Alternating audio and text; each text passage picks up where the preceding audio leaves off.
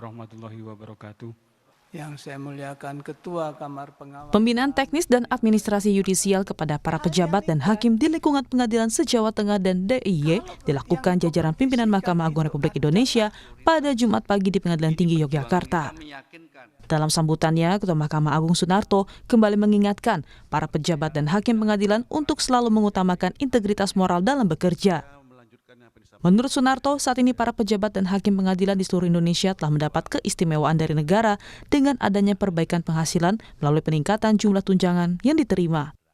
Oleh karena itu, para pimpinan Mahkamah Agung tak akan memberikan toleransi kepada mereka yang melakukan praktik transaksional dalam menjalankan tugas dan fungsinya sebagai pejabat dan hakim pengadilan. Saya perlu ingatkan bahwa kebijakan pimpinan yang sekarang adalah tidak ada lagi pelayanan yang diberikan oleh aparatur pengadilan yang bersifat transaksional.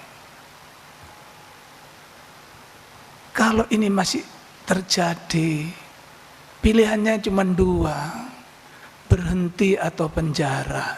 Itu. Sekali lagi saya tekankan, saya tidak ada belas kasihan sedikit pun. Mohon maaf. Kita matikan nurani kita demi tegaknya marwah lembaga kita. Sekali lagi saya tidak ada hibah gitu, nggak ada. Malahan Mahkamah Agung tidak boleh memberi bantuan advokasi. Selain memberikan pembinaan teknis dan administrasi yudisial, Ketua Mahkamah Agung RI juga meresmikan penggunaan Masjid Adli di Kompleks Pengadilan Tinggi Yogyakarta. Masjid yang dinamakan Nurul Adli ini terbuka untuk masyarakat umum. Pembinaan dari atasan ke bawahan berkaitan dengan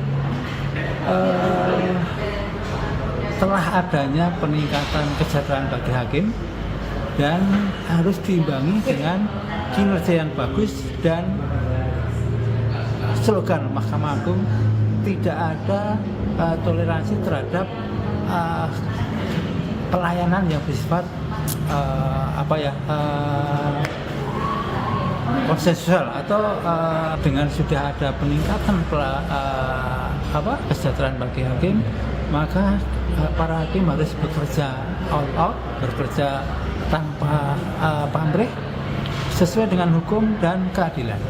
Itu yang pembinaannya, sehingga tidak ada toleransi sama sekali terhadap sedikit pun pelanggaran terhadap tugas-tugas hakim. Itu inti dari pembinaan yang mulia Ketua Mahkamah Agung tadi begitu.